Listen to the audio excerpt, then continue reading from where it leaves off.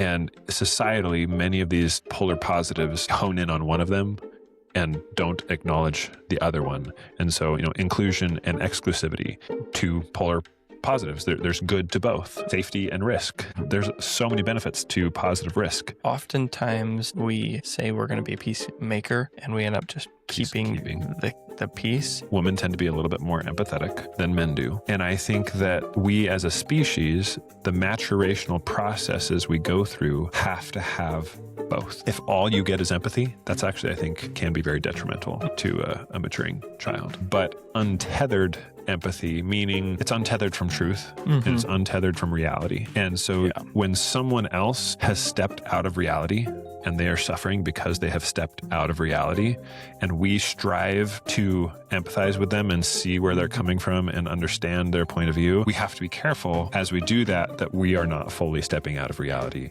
as well. Welcome to the No Bushel Podcast. Your hosts, Big Ben and the Burning Bushman. Welcome, everybody. We are looking forward to having a good discussion today and this week as we come back together with you guys. If you missed the last episode or two, feel free to jump on our YouTube channel. We've also just recently are on Apple Podcasts and Spotify. Attaboy, Kendall. We can add that to our platform. So feel free to like and subscribe, share with your friends and family. In today's topic, we are going to be discussing false virtues, things that we tend to think are good or virtuous. They oftentimes end up being negative or can lead us down a not so good path. There's certainly a lot of things in today's culture that sound on the surface as like they're good, and they're kind of like cultural values. They're very easily taken too far and become very negative values. And so the first one that we wanted to talk about was the false virtue of inclusion. Because, who doesn't want to be included? So this sounds good on the surface. The inclusion of, participants. If, say, you're on a team and you want everybody to participate. The inclusion of what other types of inclusion might there be? In today's world, we've got in our political realm, you've got DEI, right? Diversity, equity, and inclusion. That's typically based on race. So your ethnic or racial backgrounds of people. How do you include people from all kinds of different backgrounds? You can include inclusion of diversity. That's kind of what it's saying, right? Exactly. And specifically of race in that particular situation. And there is some very good aspects to diversity across all spectrums. Right. So why do we say that inclusion is a false virtue?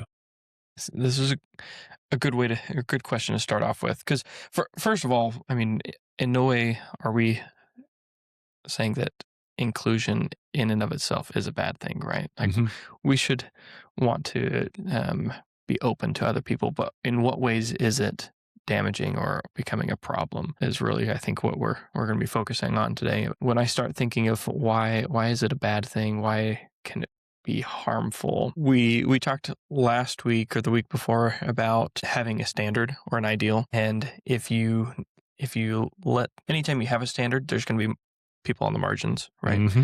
And if you let the margins overcome the standard, then all you're left with is margins. Right. And so if we are just including people just for the sake of including rather than them building up the benefit of the standard or the ideal, then you're going to end up letting the standard deteriorate and you're left with just marginalized ideas or people in general.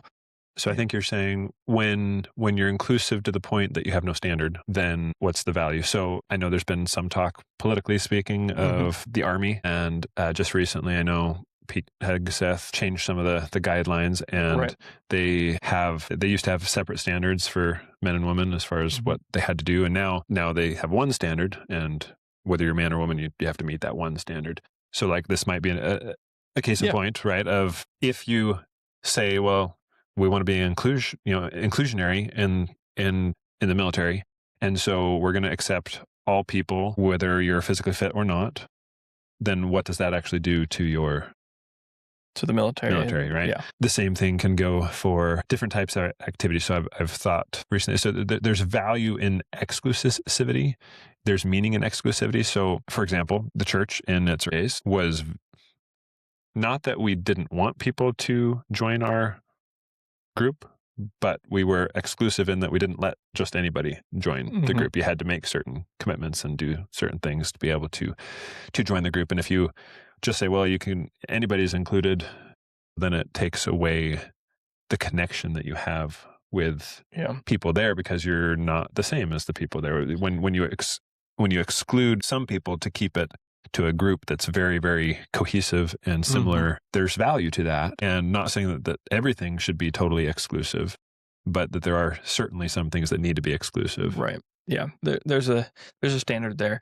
I mean, you can take it to a very simple level. You look at like let's say a 7th grade math class or math team. They're going, and you've got this kid that doesn't understand math, can't do simple addition or subtraction, but he wants to be on the team, wants to go to the tournament to do. And in an effort to be inclusive, we allow this kid to be on the team. What is that going to actually do for the team? Probably not going to win, probably not going to find success. Whereas having that exclusive team where you have to hit certain thresholds, hit certain standards to be part of that group, allows the team cohesiveness to build and strengthen.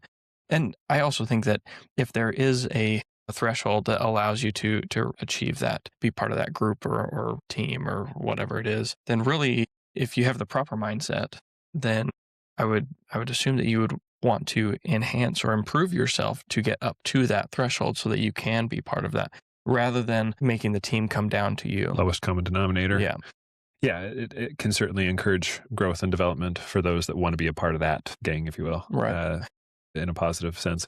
So we're not saying that inclusivity is bad. There are certain situations and places where inclusivity is good, but that culturally it's become kind of a virtue in all, like it can be viewed in all settings as being a virtue, to where anytime you set up or do anything, you just want to be sure that everybody feels like they're welcome, right, that they can join with. And we need to remember that to really have close bonds with people, you have to have some similarities between those people. And so if you're trying to create good close bonds, not everything you do should be inclusive.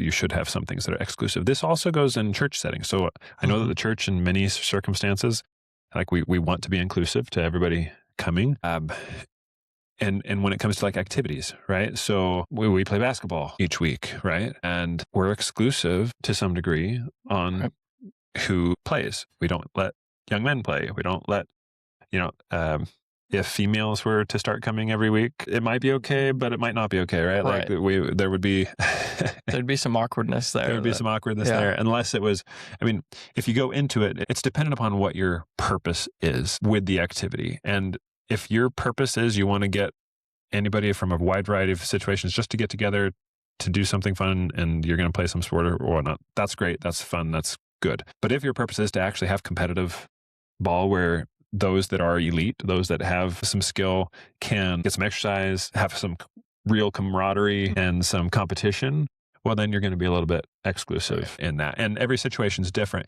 And I think that sometimes we look at groups that are exclusive and we think they're limiting me or they're hurting it. It kind of turns that victimhood, like I don't fit into that group. And so I'm not okay. And we just need to be okay with the fact that there are going to be some groups that are exclusive. Right. I'm going to hold on to the fact that you just said I'm an elite basketball player. Hey, Kendall's pretty good. That was on the in camera for the record. But I agree with you. And I also think that in one of the things that I think we do wrongly with this idea of inclusion versus exclusion is how we actually approach the inclusion or the exclusion. When someone comes in and wants to be part of the group, actually, here are our guidelines. This is what we expect whenever you're here, part of the group. If you can accomplish those guidelines, then you're welcome to come. If not, then you can go work on it and then come back. Like the way how you exclude them or include them, I think makes a huge difference in whether or not this is actually a virtue or not. It's not that you can't come. It's that this is the goal of this group. If you are helping to fulfill that goal, great. Right. If not, then we'll get you another time doing something different. Yeah, exactly. Yeah, we could go on a lot on kind of the same venue, but there's different types of inclusion. But I think the biggest thing in my mind when I think of this is the need to be able to unite with people that have similar interests. And if you are so open in all situations, you're ultimately going to have a more lonely experience. And once again, it shouldn't be an all or nothing. Inclusion is great in some situations, and exclusion is great in some circumstances. Yeah. And to say that one is a virtue over the other, I think is inappropriate. And I think that's where the culture's kind of gone, is where it's a non-virtue to be exclusive and a virtue to be inclusive. And I just think we need to balance those. Yeah, I agree. This is where participation trophies come in. And I am a huge advocate against participation trophies, because that is the epitome of, including everybody. Let's just bring everybody in. You're all winners. You're all going to, get a trophy when you get home. You all get to put that on your resume and then if everybody's got that as their resume, then why does that actually matter if it's on your resume? Because it doesn't set you apart. Right. And it gives you less meaning because you didn't have to work for it as much, right, as opposed to the one person who got first place, and like for the rest of his life, he's going to remember that. And it's going to be meaningful. And you might say, well, but all those that didn't get first place are also going to remember that. And they're going to be damaged the rest of their life because they're stupid. And then that's going to make them more stupid the older they get. Like that's not how life is and should be. And that's just victimhood. Like that's just exactly viewing life from an improper mentality of victimhood, as opposed to how do I get better? Yep. You come up short and you live and you learn and you develop until you do it again. And hopefully goes better the next time once you've worked on it. Because if I really lived my life that way, then I'd be in the NBA right now because of how elite of a basketball player you think I am. Oh, I could see it. So let's talk a little bit about some other false virtues for a moment. One of our first episodes, we talked a lot about niceness culture. And if you guys missed that, feel free to jump back, and we've got a whole episode just on the woes of niceness culture. What are some other ones that you've thought about? Safety. Let's spend a little bit of time on safety.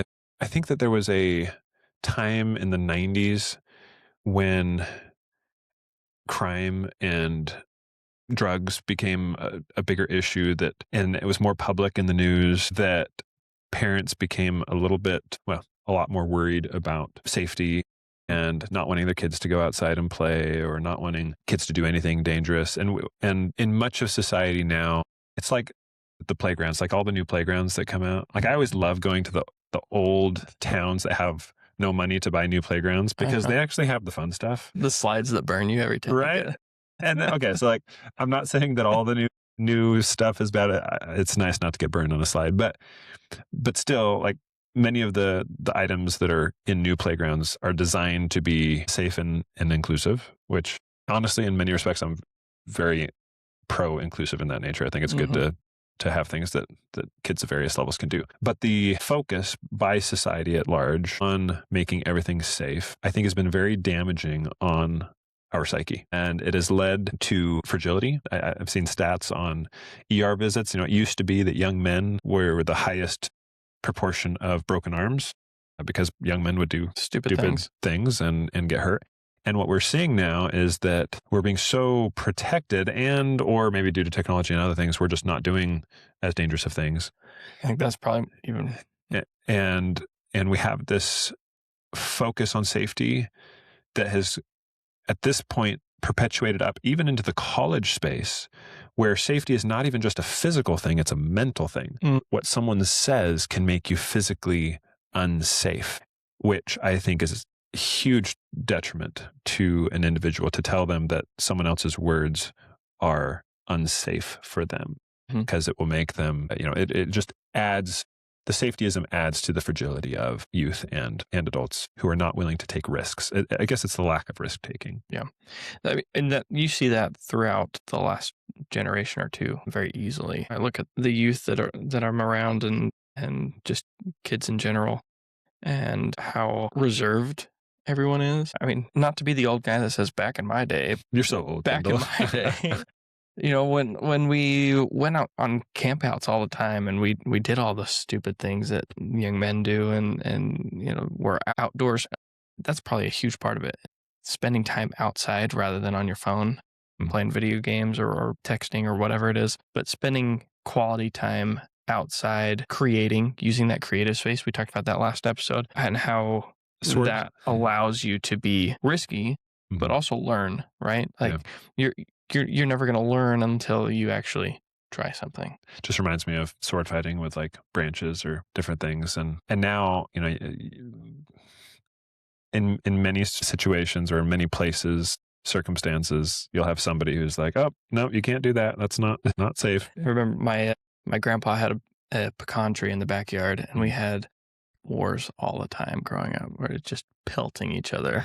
It's like a snowball fight, but with pecans. That sounds fun. Much harder, smaller, and leaves a much bigger welt than a snowball. But that we had fun with that, and we learned that it's not fun to get hit with it. So you learn to take the risks, and then it builds a tougher skin. Next time you get hit, or whether it's on purpose or on accident, then you learn how to roll with the punches, and there's value to that our kids are not getting as much of. For sure. So that's once again, we're not saying that it's bad to be safe in many circumstances. It's not like we want to take crazy risks, but the general culture has certainly shifted in our view towards an extreme form of safetyism that is not grounded in reality. Even things like kids playing in the neighborhood.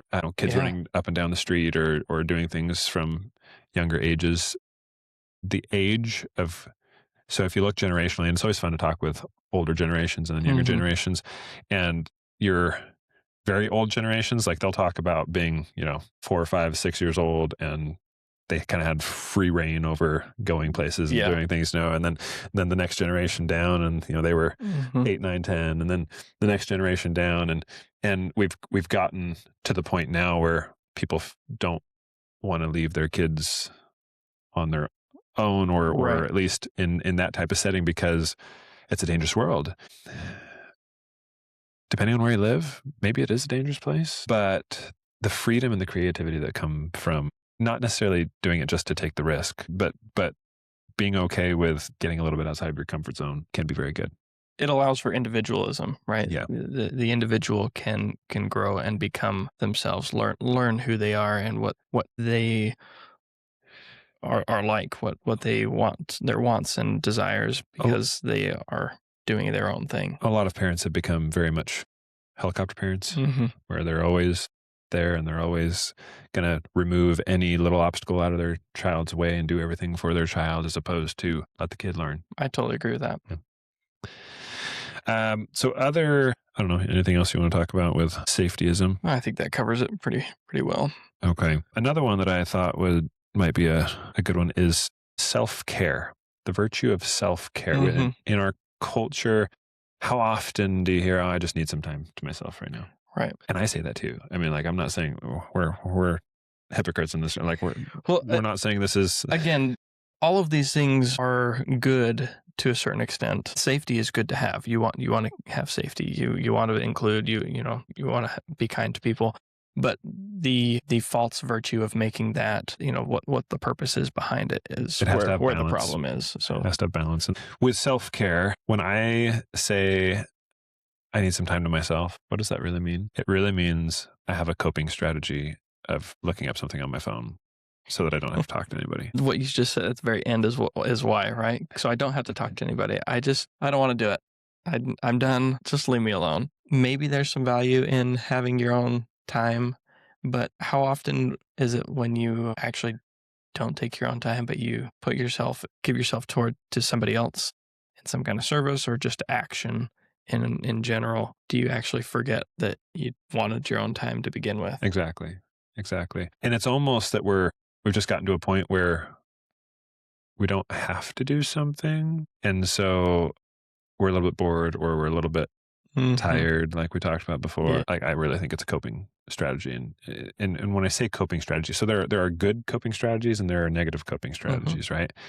Like you said, I think in many cases when we say we need some time to ourselves, and we go to our phone, that there are things that are social or things that are creative or things that are very much more meaningful that we could do that would give us the mental and physical rest and relaxation that we're seeking. But are those the things that we're doing when we say we want our own time? Exactly. Really, we're just doing negative habits. Right. When we say I need some me time, as opposed to actually doing something that's worthwhile and beneficial and meaningful. So that's a good point. What are we doing with our time, whether it's me time or not, and is it being productive? And not just productive in like producing some project but just like productive in oneself. You can find positive things in a lot of different aspects of life, but is your me time actually helping? Is your me time making a difference? I would say that most of mine's not. So as an example, at nighttime, there are some nights when I've got a lot of little kids, and so I help with bedtime, get the kids in bed, and I'll look at the clock and think, okay, if it's a little bit earlier, it's like, oh sweet, I've got some time. I can go watch some videos on YouTube or do go listen to the No Bushel Podcast. Mindless,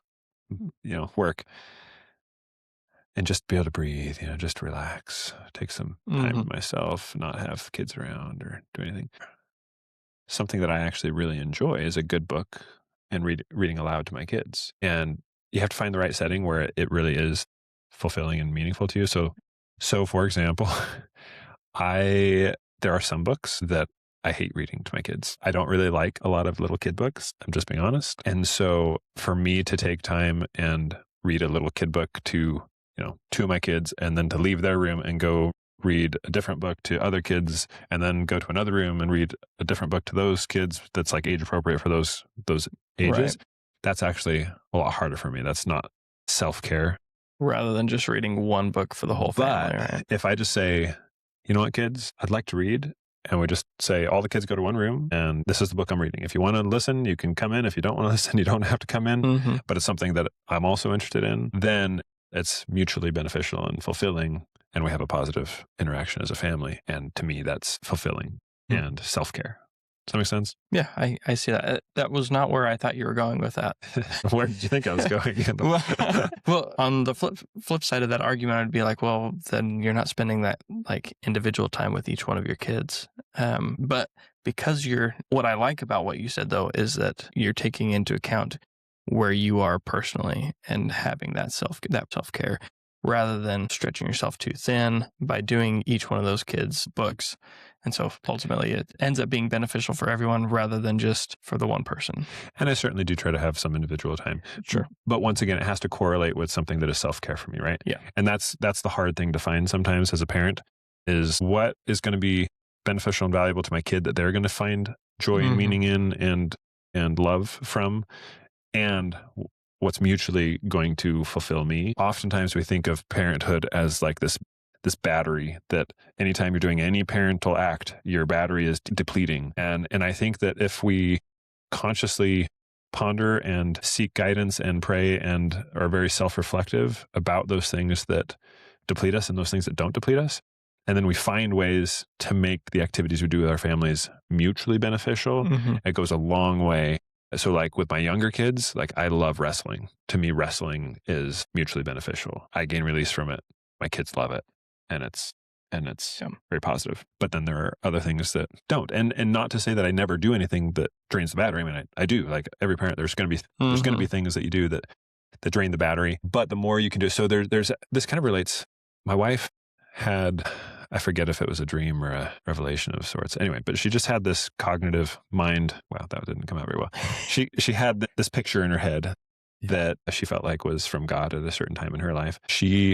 Basically what she saw was a bucket of water that was pouring out. So a bucket that was pouring into little buckets below it. And as it was pouring out, it was depleting. And then she saw a second vignette, the same situation, but instead of that top bucket pouring its water into the other buckets, it was just straight up and down. It wasn't tilted so it would pour. It was just straight up and down, but it was filling up with water and it was overflowing down into the bottom ones. And the analogy here being that rather than just pouring all of our energy into the kids and depleting us, filling our own buckets and just letting that excess water flow into the kids makes for a much more meaningful and positive experience with others. That's a good visual.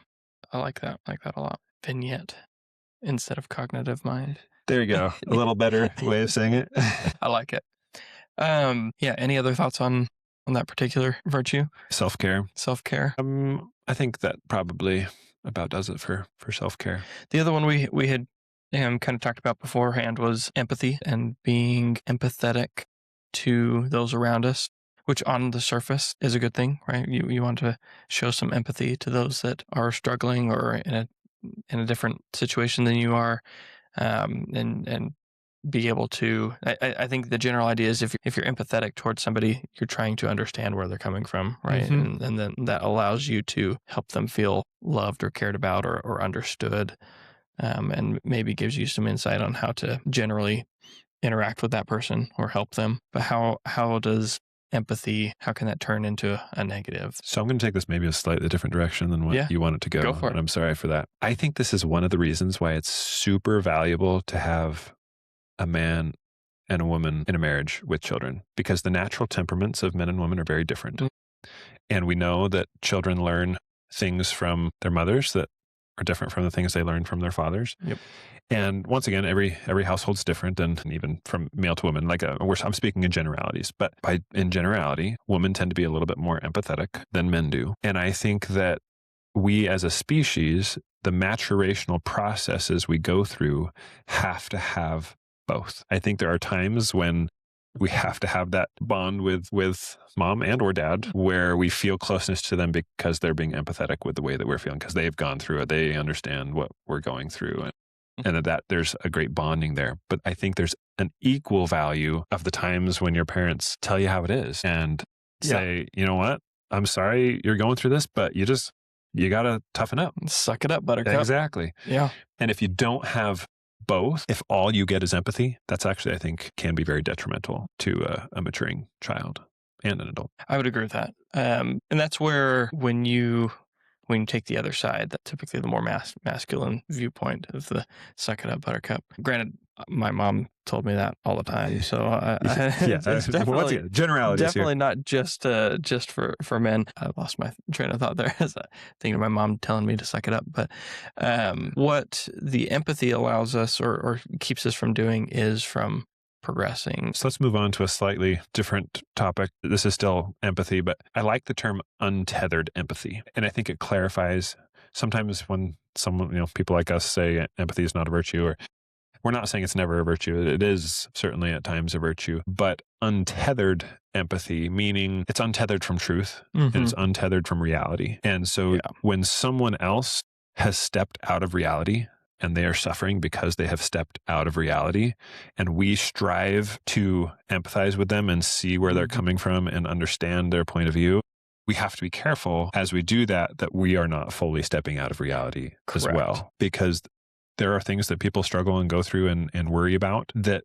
in all honesty, they don't need to worry about or struggle with, or that it's all in their mind and all in their head, and it's not the circumstances that they're in. And if we empathize too much in those types of situations and tell them, it's okay, and you just be you and you do you, that's not actually going to help. All you're doing is reinforcing those feelings or thoughts rather than helping them come out of it. Exactly. It's kind of like in gender dysphoria, right? So there's this big push in modern culture to say that you identify, you're a male-born male and you identify as a woman. And so you have to have this affirmative care where your counselors are going to tell you, well, if you identify as a woman, then you're a woman, right? And it's untethered from truth. Right. You can empathize, we should have some empathy for these people because they're going through hell. I mean, this is really obviously suffering in serious ways. Going on. And their mental reality is not reality. And so if we just affirm that, that's not really the help that is necessary or needed. And while it's difficult and it's hard and it may not come across as nice, we do have to have difficult conversations and stay within reality. there's some wisdom involved with that, right? Like being able to discern what is right and what is wrong, and being strong enough or brave enough to actually stand up for that and say, okay, sorry, I know you're struggling with whatever it is, but I want to make sure that I'm also having self-care and standing up for myself and saying, you know what, this is true. And this is actually the route that you need to take so that we can get you feeling better or thinking right. And oftentimes the process of that is not, it may not be time to tell them boldly, directly this way. Like sometimes there's a process that needs involved to go through therapy, right? And like there's multiple things that need to go on. We're not necessarily saying that you just need to be blunt and direct in all situations. And yet if we empathize too much that they don't actually know what our thoughts are regarding it too. So like this, so you want to do something that you know your parents probably won't approve of, but you kind of hopeful that maybe they will. So like this happened to me, right? When I was 15, almost 16. And I found out that the prettiest girl at school wanted to ask me to prom. And it was like a couple months before my birthday. And she had asked a friend to ask me, saying, hey, she was thinking about asking me, but she wasn't sure with my faith if I would say yes. And she didn't want to ask me if I was not able to go for some reason. And I remember I went to my mom and I was like, hey, Mom, this girl wants to ask me to prom. And it's like 2 months before my birthday. Like, no biggie, right? Is it okay if I go to prom with this girl? Because I was super excited. And then my mom was pretty adamant, like, no. And so what does every good kid do? He goes to his dad.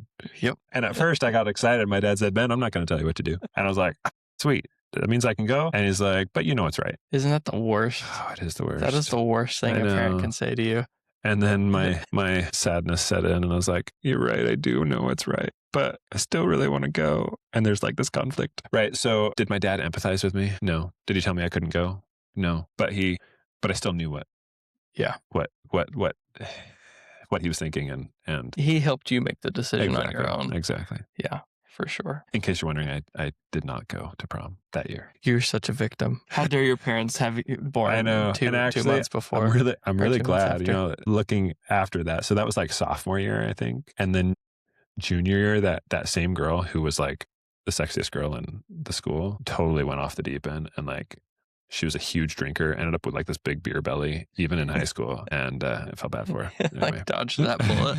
Exactly. Man, that just brought back a whole flood of different memories that we don't need to get into for today's conversation. Did that story even relate to our topic? We're talking about empathy. Your dad was the lack of empathy helped you come back to reality and kept your standards, your morals. And, and it was a good thing. We can make the connection there. Thanks. What else? I mean, there's other ones that we could go into. Maybe one last one. Peacekeeping versus peacemaking. Peacemaking. Or being a peacemaker. This one we've talked a little bit about before as well. Peacekeeping is oftentimes we say we're going to be a peacemaker and we end up just keeping the peace, which does not always bring peace to both sides of the party. And especially if you don't belong to either one of those parties, and then both parties are, for instance, we can bash on the parents for a second. A mom comes into the situation, there's a son and daughter yelling at each other for whatever reason, and just says, well, I'm going to take the ball away. The kids are fighting over the ball. I'm just taking the ball away. Well, she's kept the peace now because they're not fighting over the ball. But did she actually overcome the argument? Did you make peace through? Rather than just taking so in my family, something we've started doing in recent years, which has been a great blessing, has been we as parents honestly very rarely interfere with kids that are bickering or arguing about things. Sometimes when they're really little, there's nothing else you can do, so you have to. But with preteens and teens, they still like to tattle on each other. It's like, Mom, so-and-so did such and such, or he took that from me, or he did. And anytime that happens, we've gotten very good at not interfering, and we'll just say, okay, and we just, whoever the two people are involved, or if it's multiple, and say, go to the fireplace and work it out amongst yourselves, and then you can go play. And they probably figure it out pretty well. Oh, they figure it out very quickly. Yeah, it's impressive how quickly they figured out, and so they're able to make peace as opposed to mom and dad just keeping the peace. Yeah, I think oftentimes when we are trying to make peace, we end up doing something rash or strong-arming somebody into doing or acting the way we want them to so that there will be peace, but that ends up causing more damage than good. And in the long term, that peace will not be sustained. Well, it actually, in many cases, leads to resentment. Right. And resentment is really bad. If you start feeling resentment somewhere, like you gotta catch yourself in that, because that's a bitter pill. It's going to lead towards a lot of other things later on down the road. Yeah, for sure. But like you said, many times when we say peacemaking, people have in their mind peacekeeping. And just to recognize that those are very different things. Peacekeeping is really not nearly the virtue that peacemaking is. I think a lot of the things that we've talked about today have been in that same avenue where most of us are trying to do the right thing and are trying to live good, wholesome lives. And while we're, I think sometimes just having that mental shift of being a peacekeeper versus a peacemaker, and being safe versus taking good risks, or being inclusive or excluding when appropriate. Sometimes just needing to have that mental reminder of what's appropriate and what's actually benefiting. Why are you making the decisions that you're making makes all the difference in the world. And it's a balance between polar positives. This is a term that a lot of people don't know, but polar positives, the idea being that we think of opposites, and typically you have like good and evil, right? One's good and one's evil. But there are things that are opposite in nature, but that are both good. So like justice and mercy, right? Like those are both good, but they can be false virtues if you only hold to one and not the other. If all you're doing is justice, then that's not good. If all you're doing is mercy, that's not good. Truth and tolerance, right? Another one where like we have to hold to truth, but we also need to be tolerant. And societally, many of these polar positives hone in on one of them and don't acknowledge the other one. And so, inclusion and exclusivity, two polar positives. There's good to both. And if you don't, if you only hold to one, there's going to be a problem. Safety and risk. There's so many benefits to positive risk, and we just don't put value on that as a society. Same thing with everything else that we've talked about. Peacekeeping and peacemaking, as well as self-care. Would the opposite of self-care be? That one's a little bit different, I feel like. You have to have self-care, but that self-care can actually be self-care versus total selflessness of like only caring about what other people need, their others' needs, rather than putting yourself. Yeah, selflessness versus not selfish, but self-care. I mean, self-care is the positive side of selfish. We're not saying to be selfish, but actually I think what we're saying is that we sometimes say self-care when we're really just being selfish.